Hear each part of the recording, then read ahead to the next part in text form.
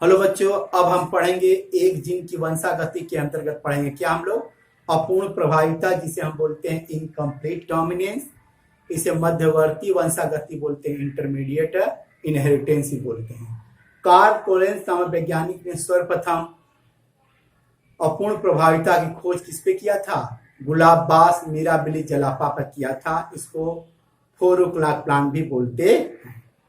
अब परिभाषा देखते हैं। जब दो विपरीत लक्षणों वाले पौधों के बीच, जब पौधों या जंतुओं के बीच जब हम लोग क्या करते हैं, संकरण कराते हैं, तो प्रथम पीढ़ी में एक मध्यवर्ती लक्षण प्रकट होता है, अर्थात वह लक्षण दोनों जनकों में से किसी का भी लक्षण होता नहीं है, मध्यवर्ती लक्षण होता है। इसे ही हम बोलते हैं अपूर्ण प्रभाविता। अर्थात कोई भी जनक का लक्षण जो F1 जनरेशन में संकर हाइब्रिड में आया है वो अपना प्रभाव नहीं दिखा पाता। अर्थात F1 जनरेशन में जो संतान उत्पन्न होते हैं, उनके एलील जो होते हैं, उनके अंदर कोई भी अपना प्रभाव नहीं दिखा पाता। इसीलिए इसे बोलते हैं अपूर्ण प्रभाविता का नियम बोलते हैं। आइए इसको समझते हैं। आपके एनसीईआरटी में दिया गया है एग्जाम्पल स्नैप ड्रैगन। उसके हम पुष्प का रंग लेते हैं। पुष्प का जो प्रभावी लक्षण है वो लाल है, समयुग्मजी प्रभावी है, जबकि इसका अप्रभावी जो जनक है वो सफेद है। मतलब सफेद जो कलर है अप्रभावी लक्षण है, जबकि लाल जो कलर है पुष्प का वो प्रभावी लक्षण किसका? स्नैप है ड्रैगन का। इट मीन्स ये प्रभावी जनक, ये अप्रभावी जनक। शुद्ध प्रभावी जनक लाल, शुद्ध अप्रभावी जनक सफेद। अब इनके बीच में जब संकरण होता है तो F1 जनरेशन में इनका भी एलील आया कैपिटल आर और इनका भी एलील आया स्मॉल आर। क्या आया? Small r. यहाँ पे दोनों के एलील मौजूद हैं। मेंडल के प्रथम नियम के अनुसार, अर्थात प्रभाविता नियम के अनुसार, यहाँ पे आर एलील जो कैपिटल है वो स्मॉल के ऊपर प्रभावी होता तो संकर लाल उत्पन्न होते हैं। लेकिन यहाँ पे हम पढ़ाई कर रहे किसका? अपूर्ण प्रभाविता का। तो यहाँ पे जो दोनों एलील हैं F1 जनरेशन में, ये कोई भी अपना लक्षण प्रदर्शित नहीं कर रहा है, अर्थात इंटरमीडिएट मध्यवर्ती लक्षण प्रकट हो रहा है। इसीलिए यहाँ पे गुलाबी रंग आया। यही है जो लक्षण है, ये इंडिकेट करता है modification of Mendel's law. Mendel के जो प्रथम नियम है प्रभाविता का नियम, उसका ये मॉडिफिकेशन है, या इसको हम अपवाद भी कह सकते। अब इसका हम लोग क्या करें हैं, आगे जाकर के स्वपरागण कराएंगे। इसी गुलाबी में से कुछ पौधे ले लेंगे, आगे के देखेंगे कैरेक्टर क्या प्रदर्शित हो रहा है। इनके अंदर हम लोग स्वपरागण सेल्फ पॉलिनेशन कराएंगे तो हमको द्वितीय पीढ़ी में देखिए क्या प्राप्त होता है।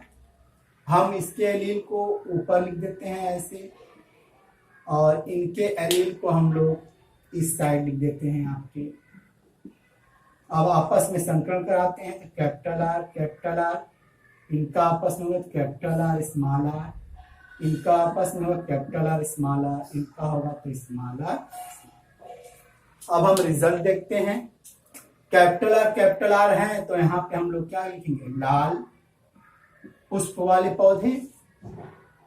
कैपिटल आर स्मॉल आर है, कैपिटल आर स्मॉल आर यहाँ पे, तो इसको हम लिखेंगे क्या? हम लोग गुलाबी, और यहाँ पे गुलाबी। अब यहाँ पे स्मॉल आर है तो इसको देखकर हम यहाँ लिख देंगे क्या? हम सफेद। तो मेंडल के नियमानुसार जो समलक्षणीय अनुपात था वो कितना था? 3:1 था। कितना था? 3:1, अर्थात 3 लाल थे, एक सफेद मान लेते हैं, 3 बैगनी और एक सफेद। अब इनका मॉडिफिकेशन किसमें हो गया? 1:2:1 में। अर्थात यहाँ का जो अपूर्ण प्रभाविता के अनुसार समलक्षणीय अनुपात क्या हो जाएगा? 1:2:1। अर्थात एक जो होगा वो लाल हो जाएगा, 2 जो हो जाएगा वो गुलाबी, 1 हो जाएगा वो सफेद। अर्थात यहाँ पे क्या मॉडिफिकेशन हुआ?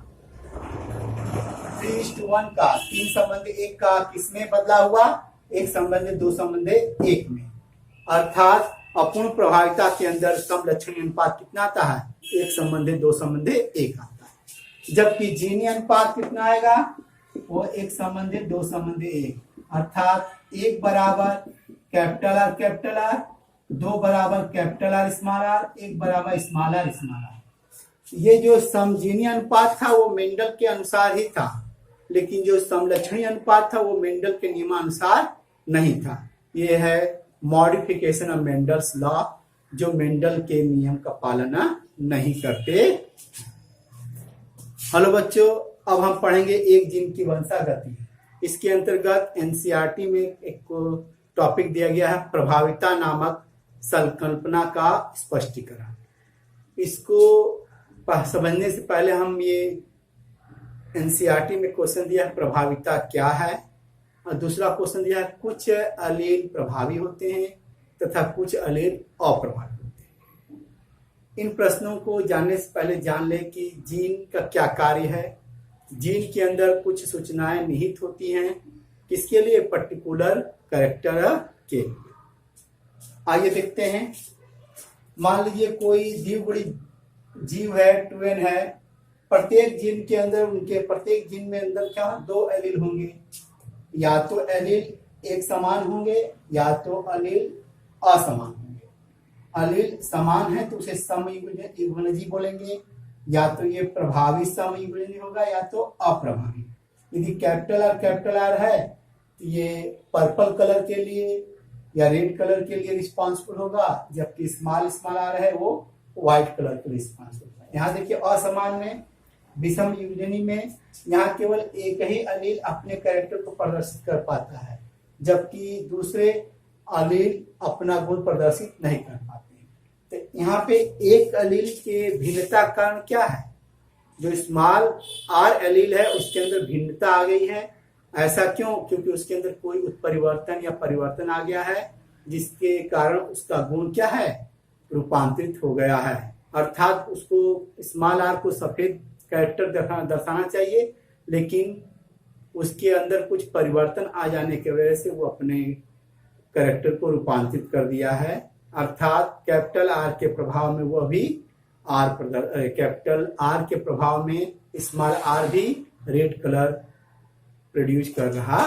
आइए इसको एक एग्जांपल समझे। एंजाइम के निर्माण के लिए रिस्पॉन्सिबल जीन यहाँ पे दिया गया है।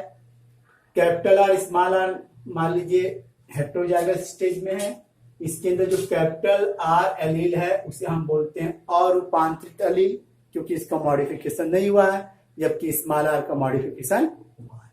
तो यहाँ पे क्या स्मॉल आर है जो रूपांतरित एलील है। जो अरूपांतरित एलील है, अनमॉडिफाइड एलील है, वो एक विशेष प्रकार का एंजाइम बनाता है, जो एंजाइम सबस्ट्रेट को किसमें कन्वर्ट कर देता है, उत्पाद में, अर्थात रेड कलर प्रोड्यूस करता। अब देखते हैं जो रूपांतरित एलील है, इन निम्न में से किसी एक परिवर्तन के लिए उत्तरदायी है। क्या क्या परिवर्तन है, या तो सामान्य एंजाइम का निर्माण हो, या तो कार्य अक्षम एंजाइम का निर्माण हो, या एंजाइम की अनुपस्थिति, कोई एंजाइम बनाए ही। पहला जो कंडीशन है, जो सामान्य एंजाइम है वह रूपांतरित एलील के समान ही कार्य करेंगे। जिस तरह रूपांतरित एलील का एंजाइम काम करे, ठीक उसी तरह इसके एलील भी क्या करेंगे, काम करेंगे, अर्थात वही कैरेक्टर प्रोड्यूस करेंगे जो रूपांतरित एलील का एंजाइम प्रोड्यूस करता है। इस तरह यहाँ पे क्या है, इसके सापेक्ष में ये कैरेक्टर प्रोड्यूस होता, अर्थात ये अपना गुण प्रदर्शित नहीं कर पाता। इसी को बोलते हैं प्रभाविता का। अब समझते हैं दूसरा कंडीशन, जो कार्य अक्षम एंजाइम है या एंजाइम की अनुपस्थिति है। यदि ये दोनों कार्य नहीं करेंगे तो ये सबस्ट्रेट को प्रोडक्ट में बदल ही नहीं पाएंगे, अर्थात इन दोनों का कार्य किसके ऊपर डिपेंड हो जाएगा, कैपिटल आर अनमॉडिफाइड एलील के ऊपर डिपेंड हो जाएगा। इस तरह हमने क्या समझा कि जब हेटेरोजाइगस स्टेट होगा तो कैपिटल आर के वजह से केवल प्रभावी लक्षण ही प्रथम पीढ़ी में दिखाई पड़ेंगे, अप्रभावी लक्षण दिखाई नहीं पड़ेगा। धन्यवाद।